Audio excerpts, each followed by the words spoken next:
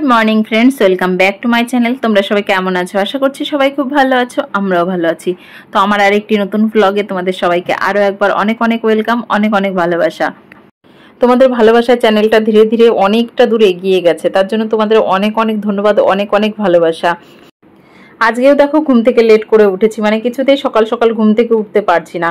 ওই যতদিন পিহুর স্কুল চালু না হবে ততদিন এরকমই হবে মনে হচ্ছে, মানে কিছুতেই আর সকাল সকাল উঠতে পারবো না। তো পিহুর স্কুল শুরু হওয়ার তো আর বেশি দিন নেই, আর 3-4 দিনের মধ্যে পিহুর স্কুল খুলে যাবে। তো এই 3-4টে দিন পর থেকে তো তখন না চাইলেও সকালবেলা উঠতে হবে। এখন কি হয় বলো তো, সকালবেলা ঘুম ভেঙে যায়, তারপর আবার গিয়ে না শুয়ে পড়ি, মানে এরকম একটা অভ্যেস হয়ে গেছে। যার জন্য একবার মানে সকালে উঠে আবার শুয়ে পড়লে না তারপরে একদম বেলা হয়ে যায়। তো আজকেও বেশ অনেকটাই বেলা হয়ে গেছে, ওর জন্য আজকে বাইরের কাজে আগেই হাত দিচ্ছি না, ঘরটাকে আগে গুছিয়ে নিয়ে ওদের খাবার দাবার বানিয়ে খেতে দিয়ে তারপর আমি বাইরের কাজ কমপ্লিট করব। সকালবেলা ঘুম থেকে উঠে বিছানায় বসে বসে জল খাচ্ছিল তোজো, তো বিছানায় একটু জল ফেলে দিয়েছিল, ওর জন্য বেডশিটটাও তুলেছিলাম, আর তার নিচে একটা যে কভার পাতা ছিল ওইটাও একটু ভিজে গেছে, তো ওইটাকেও রোদ দিয়ে দিয়েছি। তো তারপর আরেকটা আলাদা বেডশিট পেতে নিলাম, আর এই ঘরটাকেও একটু ফ্রেশ করে নিচ্ছি, মানে তেমন অগোছালো নেই, ওই টুকটাক যেটুকু অগোছালো আছে ওইটুকু গুছিয়ে নিচ্ছি। তাহলে নিজেরও ফ্রেশ লাগবে, ওদেরকেও মানে ওদেরও ফ্রেশ মনে হবে। কারণ হচ্ছে সারাটা দিন পিহু তোজো তো এখন এই ঘরেই খেলা করবে, আর ওরা শুধু ঘুমানোর সময় হলে বা একটু যদি বই নিয়ে বসে তাহলেই বেডরুমে যায়, না হলে বেডরুমে একদমই যায় না। তো তারপরে ঘরটাকে একটু গুছিয়ে নিয়ে এবার পিহুর চুলটা ভালো করে আঁচড়ে দেবো, না হলে এই সারা রাত ঘুমিয়েছে, চুলটা কেমন যেন বাবুই পাখির বাসার মতো হয়ে গেছে। তো চুলটাকে ভালো করে আঁচড়ে বেঁধে দেবো। চুলটা কিছুদিন আগে কেটেছিলাম, কিন্তু এখন আবার অনেকটা বড় হয়ে গেছে, ভাবছি আবারও ছোট ছোট করে কেটে দেবো। কারণ হচ্ছে না এখন পড়াশোনা চাপটা বেড়েছে, তারপরে স্কুলে যায়, সারাটা দিন স্কুলে থাকে, তো এত বড় চুলটা যত্ন নেওয়া খুবই মুশকিলের ব্যাপার হয়ে যায়। আর সকাল সকাল স্নান করে, মানে স্কুল শুরু হলে তো সেই সকালবেলা স্নান হয়, তো মানে একটু অসুবিধাই হয়ে যায় চুলের যত্নটা নিতে। তো ভাবছি চুলটা কেটে দেবো, বাবা বাড়িতে আসলে তারপর চুল কাটাবো। তো দেখা যাক কত দূর কি হয়। আর তোজো চুল তো তোজোর কাকায় কদিন আগেই কেটে দিল, তারপরেও অনেকটা বড় হয়ে গেছে চুল, মানে খুব তাড়াতাড়ি লম্বা হয় কিন্তু না ঘন হচ্ছে না। তো ভাবছি একবার টাক করে দেবো, মানে পুরো চুলটা ন্যাড়া করে দেবো, তাহলে যদি একটু ঘন হয়। সব ঘর তো মোটামুটি গোছানো হয়ে গেছে, এখন ঘর ঝাড় দেওয়া বাকি। আর এই সমস্ত কাজের মধ্যে ঘর ঝাড় দিতে আমার একদম ভালো লাগে না, আর জামা কাপড় ভাঁজ করা, এই দুটো কাজ এত মানে বিরক্ত লাগে করতে, কিন্তু এই দুটো কাজই আমাকে বেশি করে করতে হয়। মানে আমি যেই জিনিসটায় ভয় পাই, যে সমস্ত জিনিসে ভয় পাই, সেই সমস্ত জিনিসগুলি আমার লাইফে বেশি ঘটে, বা সেই জিনিসগুলি আমাকে বেশি করতে হয়। যেমন ব্যাংকে গিয়ে কাজ করা, তারপরে টুকটাক এমন এমন অন্য অনেক কিছু আছে যে জিনিসগুলো আমার করতে প্রচন্ড ভয় লাগে, সেই কাজগুলোই বেশি করে করতে হয়। যেমন আমার একা থাকতে খুব ভয় লাগতো, কিন্তু দেখো তোমাদের দাদা ভাইয়ের সাথে বিয়ে হওয়ার পর থেকে আমাকে একাই থাকতে হয়। আমি বিয়ের আগে কোনোদিন আমরা একা ঘুমাইনি, আমরা সব বোনরা এক জায়গায় ঘুমাতাম, আর এত ভয় পেতাম একা ঘুমাতে, কিন্তু বিয়ের পর থেকে সেই একাই ঘুমাতে হয়। এরকম অনেক অনেক কাজ আছে যেগুলো আমি করতে খুব ভয় পাই, কিন্তু সেই কাজগুলো আমাকে করতেই হয়। তো চলো তোমাদের সাথে গল্প করতে করতে আমার রান্নাঘরটা গোছানো হয়ে গেল, এখন দুধটাকে জালে বসিয়ে দিয়েছি, আর অল্প কিছু বাসন আছে ওগুলোকেও ধুয়ে নেব। আর ডাস্টবিনটাও সকালবেলা ডাস্টবিন নিতে এসেছিলো, নিয়ে তারপরে আমি মানে ওনাকে দিয়ে তারপর ডাস্টবিনটা ধুয়ে রেখেছিলাম, তো এখন ক্যারি দিয়ে দিলাম। আর অল্প কিছুই বাসন ছিল, তো সেই বাসনগুলোকেও ধুয়ে নিচ্ছি। রাত্রেবেলা খাওয়া দাওয়ার পর এখন আর বাসন ধোয়াই হয় না, ওই খাওয়া দাওয়ার পর একটুখানি রাস্তায় বেরোই, সবাই বেরোয়, তো সেই সঙ্গে আমরাও বের হই। তো তারপরে আর বাইরে থেকে এসে না মনে থাকে না থালা বাসন ধোয়ার কথা। তো যাই হোক, অল্প কিছুই বাসন ছিল, বাসনটাকে ভালো করে ধুয়ে নিলাম। এবার কালকের কিছু ভাত রয়েছে, ভাবছি একটু ভাত ভাজা করব, মানে আমাদের সকালের ব্রেকফাস্ট হয়ে যাবে। তো পিহু তোজো সবাই ভালো খায়, আমিও ভালো খাই। তো ভাবছিলাম ডিম দিয়ে করব, তারপর আবার দেখলাম যে না, সোয়াবিন দিয়ে ডিম দেবো না, তো তার জন্য আবার সোয়াবিনটা সেদ্ধ বসালাম, আর একটুখানি পেঁয়াজ ফোড়ন দেবো, বা সেই দিয়েই একটু ম্যাগি মশলা দিয়ে ভাত ভাজা করে নেবো, ভালোই লাগে খেতে। আর পিহু তোজো ভালোই খায়, সকালবেলার ব্রেকফাস্টটা বেশ ভারী হয়ে যাবে। আর প্রত্যেকদিন কি বানাবো ভালো লাগে না, বিশেষ করে ভালো লাগে না কেন, তোমাদের দাদা ভাই বাড়িতে নেই, ওর জন্য আর রান্না করতে একদমই ভালো লাগে না, মানে কেমন যেন একটা মনে হয়। যাই হোক, তোমাদের বলে বোঝাতে পারবো না। এদিকে তোমরা একটা জিনিস খেয়াল করেছি কিনা জানি না, মানে পেঁয়াজ অর্ধেক একটা পেঁয়াজ রয়ে গেছিল, মানে ওটা কুচনো হয়নি, বুঝতে পারিনি, কড়াইতে তেলের উপর দিয়ে দিয়েছি, তারপরে খুন্তি দিয়ে একটু একটু করে কেটে কেটে দিলাম। তো যাই হোক, পেঁয়াজটা মোটামুটি একটু ভাজা হয়ে গেল, অল্প একটু লবণ দিয়েছি। প্রথমে বেশি লবণ দিলে না পেঁয়াজটা একদম যখন মুখে পড়বে তখন লবণ লবণ বেশি মনে হয়, তো প্রথমে অল্প একটু লবণ দিই, তারপরে ভাতটা দেওয়ার পর মানে যতটা পরিমাণে লবণ দরকার ততটা দিয়ে দেবো। আর এদিকে সোয়াবিনটাকেও একটু ভেজে নেব। আর সোয়াবিন দিয়ে যে কোনো কিছু রান্না করলে পিহু তো খুব ভালো খায়, মানে ওর খুব পছন্দের খাবার সোয়াবিন। ছোটবেলায় সোয়াবিন খেতে আমিও খুব ভালোবাসতাম। মা যেভাবেই রান্না করে দিত না কেন সোয়াবিন, এত ভালো লাগতো খেতে কি বলবো। তো সেই দিনগুলো খুব মিস করি সত্যি। ছোটবেলাগুলো যে এত তাড়াতাড়ি কেটে যায়, মানে এখন ভাবতেই বড় অবাক লাগে যে জীবনগুলো কেমন হয়ে যায়, মানে কেমন যেন হয়ে যায় বড় হওয়ার পর। মানে ছোটবেলা সেই দিনগুলো কতটা তাড়াতাড়ি সময়গুলো পার হয়ে যায়। আমার না মাঝে মধ্যে এরকম মনে হয় যে আমার জ্ঞান হওয়ার পর থেকে বিয়ে পর্যন্ত সময়টা যে কত তাড়াতাড়ি কেটে গেছে বলে বোঝাতে পারবো না। যে মনে হয় এই তো সেদিন প্রাইমারি স্কুলে ভর্তি হয়েছিলাম, তারপর হাই স্কুলে গেলাম, তারপর কলেজে গেলাম, আবার বিয়েও হয়ে গেল। মানে সেই সময়গুলো যে এত দ্রুত পার হয়েছে, আর এখন যেন সময়টা থমকে গেছে, মানে থেমে গেছে, সময়টা যেন কিছুতেই পার হচ্ছে না। আর সেই সময়গুলো যেন মনে হচ্ছে দৌড়ে দৌড়ে পার হয়েছে। আমার না এরকম মাঝে মধ্যেই মনে হয়। তোমাদের কারো এরকম মনে হয় কিনা অবশ্যই আমাকে জানিও তো। আর মাঝে মধ্যে এরকম মনে হয় যে সেই সময়গুলোতে যদি একবার ফিরে যেতে পারতাম, একবার যদি সেই সময়গুলোকে আবার নতুন করে মানে বাঁচতে পারতাম, সত্যি এরকম মনে হয়। তো কি বলবো, আমার তো ভাবনা অনেক রকমই আসে। তোমাদের এরকম কারো ভাবনা আসে কিনা অবশ্যই আমাকে একবার কমেন্ট করে জানিও। তো এদিকে দেখো তোমাদের সাথে গল্প করতে করতে আমার ভাত ভাজাও কমপ্লিট হয়ে গেছে।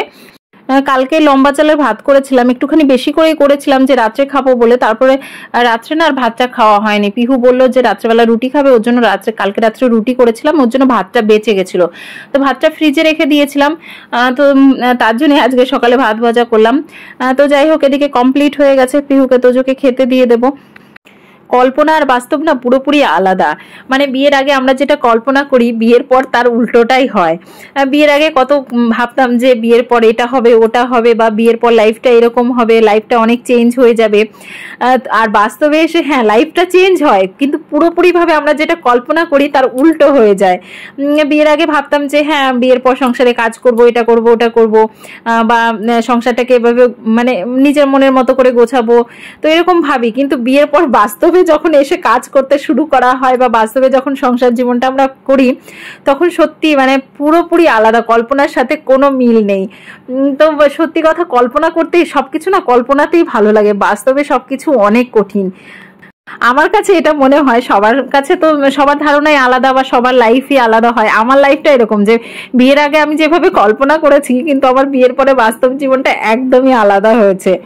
তো সকালে তো বাইরেটা ধোয়া মোছা হয়েছিল না, ওর জন্য ঘরের সমস্ত কাজ কমপ্লিট করে বাইরেটা ধুয়ে মুছে নিয়েছি। তারপর দেখো জামা কাপড়গুলোকে রোদ্রে দিয়ে দিচ্ছি। আর দেখো কত তাড়াতাড়ি শুকিয়ে গেছে জায়গাটা, মানে এতটা গরম পড়েছে না যে মানে জলটা এত তাড়াতাড়ি টেনে যায় কি বলবো। তো তারপরে রোদ উঠেছিল, আবার দেখো রোদটা একটুখানি ছায়া ছায়াও হয়ে গেল, মানে বৃষ্টিও হবে মনে হচ্ছে, হাওয়াও চলছে প্রচন্ড পরিমাণে। তো ঠাকুর আসনের কভারগুলো অনেক ধুলো পড়ে গেছিলো, নোংরা হয়েছিল। তো ড্রেসটা চেঞ্জ করে নাইটিটা চেঞ্জ করে দেখো এর মধ্যে ভিজিয়েছি, বাইরে কাচবো। অনেক দিন ধরে ঠাকুরের আসনের কভারগুলো কাচা হচ্ছিল না, তো আজকে ভাবছি কেচে নিই একটুখানি।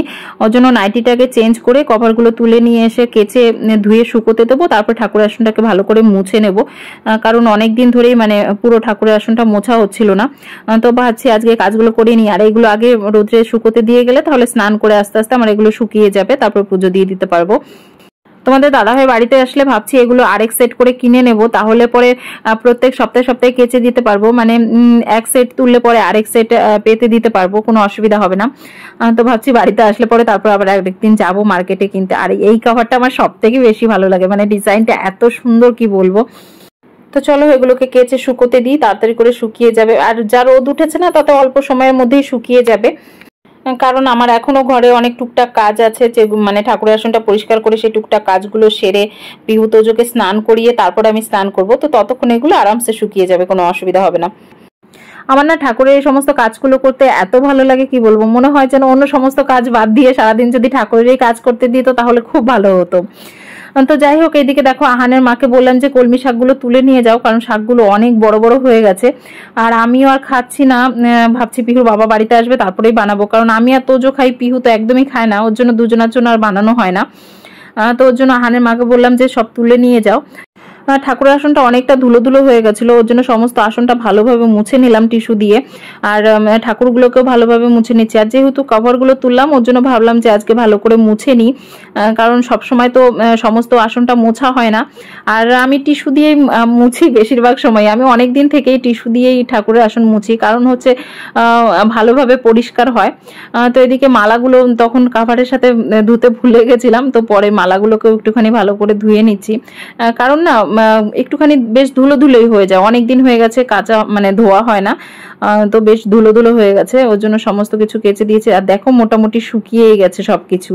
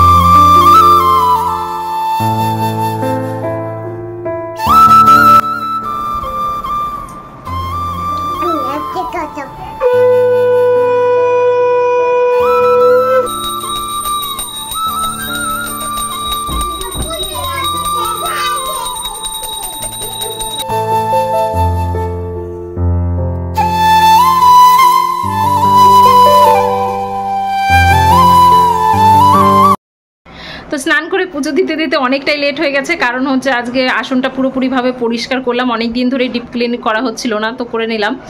আর এখন তাড়াতাড়ি করে একটুখানি রান্না বসাবো, এই ডাল আর আলু সেদ্ধ একটুখানি বসিয়ে দেবো, এই দিয়েই খেতে দিয়ে দেবো এখন। আর তোমরা তো জানোই আমরা এখন একলা আছি, ওই কোনো রকমে কোনো কিছু রান্না করলেই হয়ে যায়। আর পিহুর বাবা হয়তো আর 1 সপ্তাহ পর আসবে, তো দেখা যাক বাড়ি আসলে তখন আবার রান্নাটা ঠিকঠাকভাবে হবে। তো চলো, তো তাড়াতাড়ি করে একটু মুসুরির ডাল আর আলু সেদ্ধ করব। আর মুসুরির ডাল করলে পরে পিহুর খেতে কোনো অসুবিধা হয় না, ওর জন্য আমার আর টেনশন নেই যে মুসুরির ডাল করলে খাওয়া হয়ে যাবে। তো একদিকে ডাল বসাবো আর একদিকে ভাত বসাবো, আর প্রেশার কুকারে আলু সেদ্ধ বসিয়ে দেবো। তো ডালটাকে ভালো করে ধুয়ে নিচ্ছি। আর এই মুসুরির ডাল না যতই ধুই ততই যেন কি সাদা জলই বেরিয়ে যায়, কিছুতেই না জল পরিষ্কার জল বেরোয় না। আর আজকে একদম সিম্পল করে মুসুরির ডাল রান্না করব, মানে শুধু জিরে ফোড়ন দিয়ে করব, কারণ হচ্ছে বেশি কিছু ফোড়নে দিলে বা ডালের মধ্যে কিছু দিলে পিহু খেতে চায় না, পিহু একদম সিম্পল খেতেই ভালোবাসে। তো ওইদিকে মুসুরির ডালটাও সেদ্ধ বসিয়ে দিয়েছি, এদিকে ইন্ডাকশনে ভাতও বসিয়ে দিচ্ছি, আর প্রেশার কুকারে আলু সেদ্ধ বসিয়ে দেবো, তাহলে তাড়াতাড়ি করে সমস্ত কিছু হয়ে যাবে। আলু সেদ্ধটা আলাদা করে বসাচ্ছি, তার কারণ হচ্ছে এই চালটা না তাড়াতাড়ি ভাত হয়ে যায়, মানে ভাতের মধ্যে আলু সেদ্ধ দিলে আলুটা সেদ্ধ হবে না, ওর জন্য কুকারে বসিয়ে দিলাম, তাড়াতাড়ি করে হয়ে যাবে। এদিকে দেখো ভাতও হয়ে গেছে, ডালও হয়ে গেছে, দেখতে দেখতে আমার সমস্ত কিছু কমপ্লিট। আমরা না মুসুরির ডালে বেশিরভাগ সময়ই শুকনো লঙ্কা আর 5 ফোড়ন দিয়ে ফোড়ন দিই, কিন্তু পিহু 5 ফোড়নটা ভালোবাসে না খেতে, ওর জন্য জিরে ফোড়ন দিলাম ডালে। তো এদিকে ডালটা তো হয়ে গেছে, এদিকে আলু সেদ্ধ হয়ে গেছে, আলু সেদ্ধটাকে ভালোভাবে মেখে নেব, একটুখানি কুচনো পেঁয়াজ দেব আর ওই নুন সর্ষের তেল দিয়ে। তো ছোটোবেলা থেকে এটা আমার একটা প্রিয় খাবার আলু সেদ্ধ। তোমরা কে কে আলু সেদ্ধ দিয়ে ভাত খেতে ভালোবাসো আমাকে অবশ্যই কমেন্ট করে জানিও। আর বিশেষ করে এই কাঁচা পেঁয়াজ দিয়ে আলু সেদ্ধ মাখলে তো মানে তা অসাধারণ লাগে খেতে। শুধুমাত্র কাঁচা পেঁয়াজ কেন, মানে ভাজা পেঁয়াজ দিয়ে মাখলেও খুব ভালো খাই, মানে আমার এই সেদ্ধ ভাত খেতে এত ভালো লাগে কি বলবো। তো পিহু ভালোই খায় দেখি, আমার মতোই শিখেছে, বেশ ভালোই লাগে ওর খেতে। আর যেহেতু ডাল করেছি তো খাওয়া নিয়ে কোনো অবজেকশন হবে না। তো পিহু তোজোকে চলো খেতে দিয়ে দিই। সমস্ত কাজ কমপ্লিট করে রান্নাবান্না কমপ্লিট করে পিহুকে তোজোকে খেতে দিয়ে দিয়েছি, এরপরে ওদের খাওয়া হয়ে গেলে তারপরে আমিও খেতে বসবো। তো চলো আজকের ভিডিওটা এই পর্যন্তই শেষ করছি। তোমাদের ভিডিওটা কেমন লাগলো অবশ্যই কমেন্ট করে জানিও, ভালো লাগলে একটা লাইক শেয়ার করো, আর চ্যানেলে যদি নতুন হয়ে থাকো তাহলে চ্যানেলটা অবশ্যই সাবস্ক্রাইব করো। তোমাদের সঙ্গে দেখা হবে নেক্সট ভিডিওতে, ততক্ষণ তোমরা সবাই খুব ভালো থেকো, সুস্থ থেকো, সাবধানে থেকো।